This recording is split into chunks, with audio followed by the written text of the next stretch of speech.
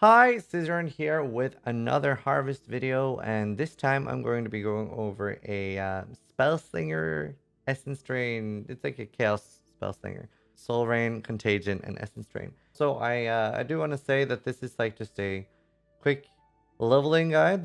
Really fun build to play, but single target is definitely going to be like it's not a boss killer.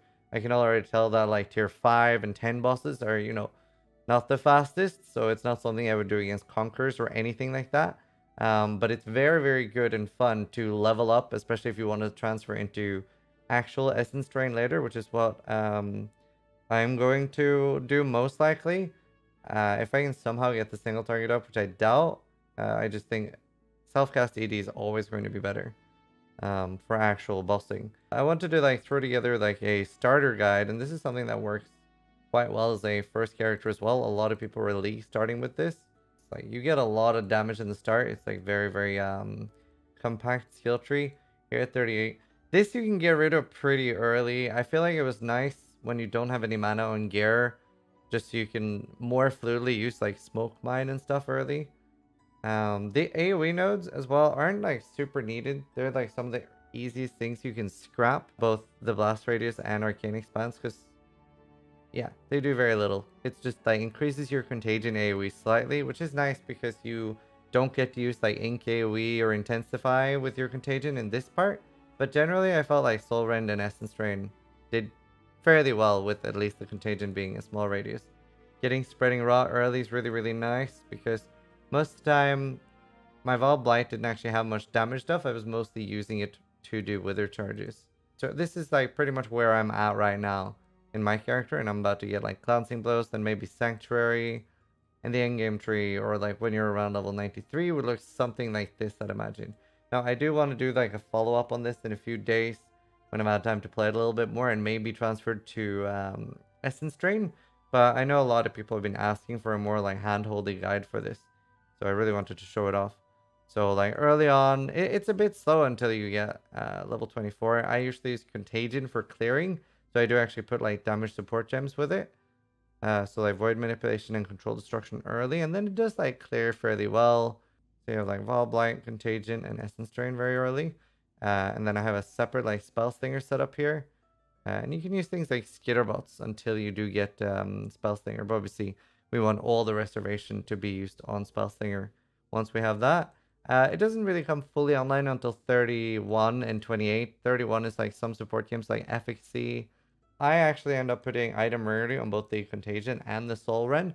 Kind of nice for SSF, gets you a few more uniques, and it doesn't cost any restoration. That's also why we're using Void Manipulation, because then I don't need any restoration nodes, and I still have like an okay amount of mana. You can probably play around with like restoration stuff on Helmet, like a Loathing Essence on a Helmet, and maybe getting, I think Rapid Decay is slightly more damage than this. Or at least Control Destruction is 6% more damage. 5% more damage. But it is 10% more restoration. So that's definitely something you can play around with. Contagion, I have no supports on. And then early on, Fancy with just faster attacks, just so it feels smoother. And then at 38, you get GMP Curse on hit to spare for an additional single target. And then GMP just to curse more mobs when you're clearing. Now, a nice thing with this is that your first two Ascendancies is Prolonged Pain. With actual self-cast Essence Drain, you want to get Swift Killer because you don't have a good way of getting Frenzy charges. But seeing as we're using Frenzy, we do actually get to take Prolonged Pain and still have Frenzy charges.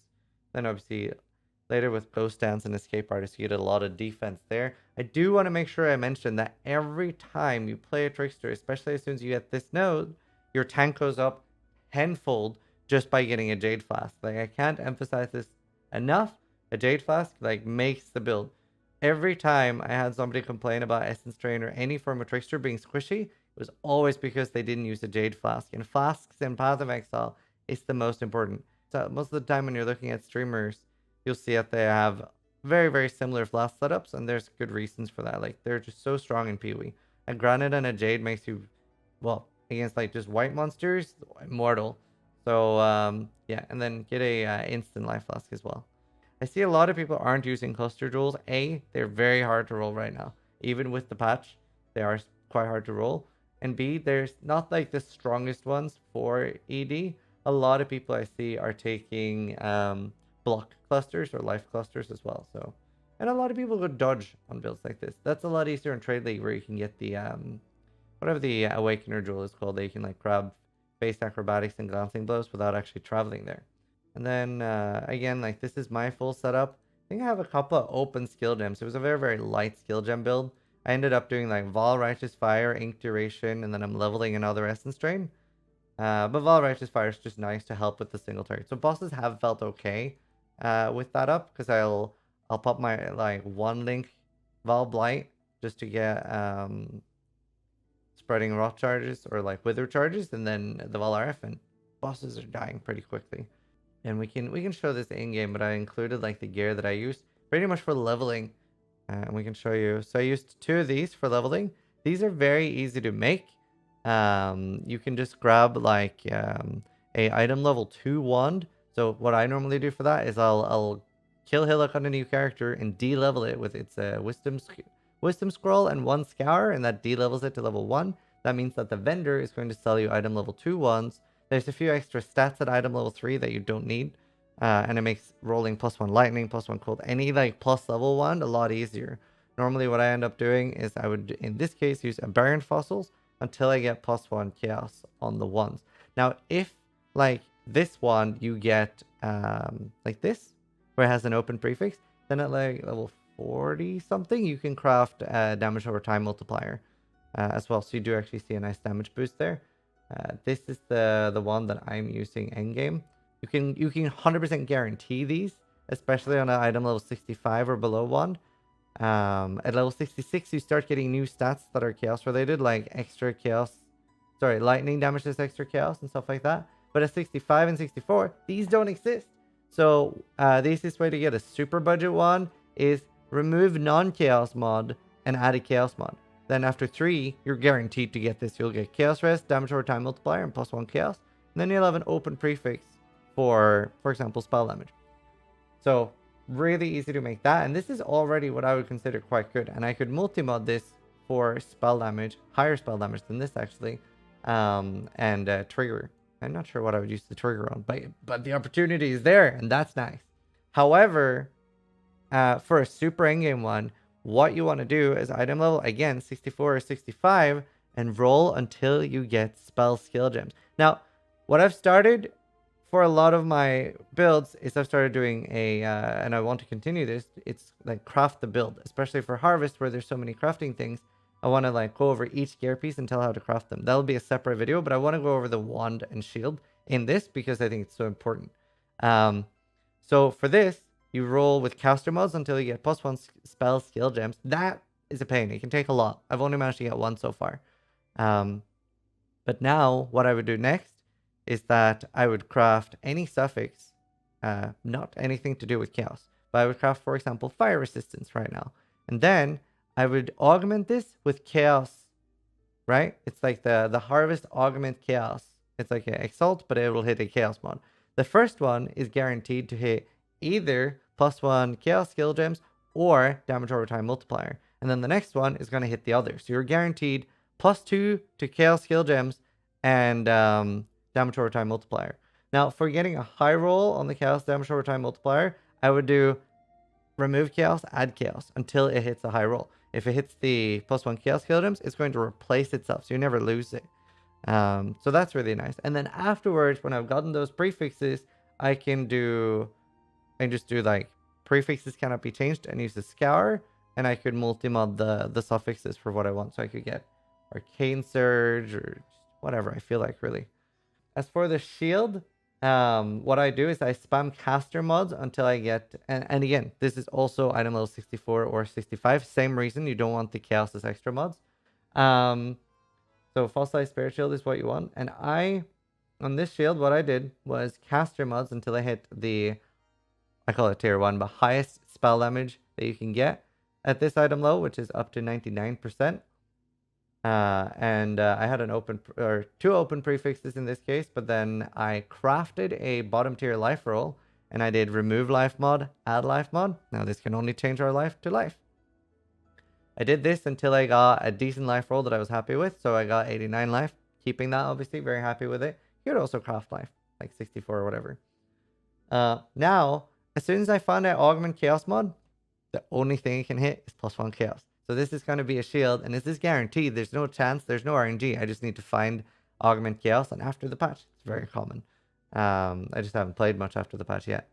So it'll be 99 spell damage, 89 life, and +1 Chaos skill gems. And then the implicit is 20 spell damage. It's a really nice shield and so easy to make now. As for the suffixes, I would do remove cold mod. And then after that, I would probably wipe the suffixes again with like prefixes cannot be changed. This is 2x. And then a scar. And then I could multi-mod suffixes. Aside from that, like all the gear is like pretty standard, just life and resists pretty much. It's pretty nice that you can get +1 AoE gems on gloves, helmet. You can also get projectile gems. That's why I'm keeping ED in either a glove or a helmet later on. And I'll show you what I died with real quick too. These are pretty easy to use or make. You use a Delirium essence, and then you need 2 open prefixes, 1 open suffix. And you can do +2 to AoE, or sorry, +1 AoE, +1 projectile. And then you have the 30% damage over time. Now, why this is so nice for the Spellslinger part is that this doesn't increase reservation in any way. And you can also double corrupt these gloves to get +4. So then it would be +6 to ED. So level 21 ED just from the gloves, we go to 27. And you can get +2 from the 1, 29, +1 from the shield would be 30. And again, this is so strong because it doesn't increase the reservation. It's fairly easy to force yourself to get Delirium essences. What I've been doing is the harvest craft that's like change one essence of the same tier to another. And I've been doing like the special. So I've turned all my Hysterias into the Delirium essences.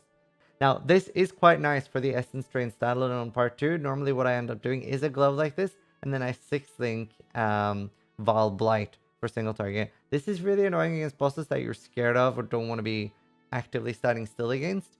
But when you do have the ability to stand still, it is very you should have decent damage when you are like you throw an Essence Drain and then Val Blight with a 6-link on both basically. Val Blight only has AoE and not projectiles attack, so it's a lot harder to like put that in the glove. You don't have it like a second +1 basically. But you can do that too. This is my preferred setup. And the Pantheon I'm using for these characters, I think it was just Shakari and Brian King. And you can like swatch that around. It's not super important. I usually use Brian King until the characters have like 6k life and above, and then switch to Solaris. Hope you guys are enjoying all the new Harvest content, and thank you guys so much for the support. Really appreciate it. We're very close to hitting 100,000 subs on YouTube, and yeah, some crazy views this month. So thank you guys. We'll continue putting out more content. Thanks for watching, and try to die less than I do.